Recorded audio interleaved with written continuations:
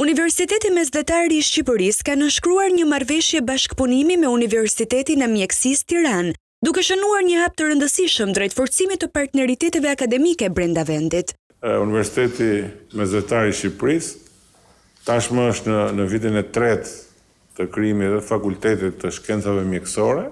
Sfidat janë shumë të mëdha, objektivat janë gjithashtu shumë të mëdha dhe besoj që pikërisht kjo marrëveshje që ne po nënshkruajmë sot do jetë një ndihmë shumë e madhe. Kjo marrëveshje synon të nxjisë shkëmbimin e përvojave ndërmjet stafit akademik dhe studentëve, bashkëpunimin në projekte kërkimore si dhe organizimin e aktiviteteve të përbashkëta, shkencore dhe profesionale.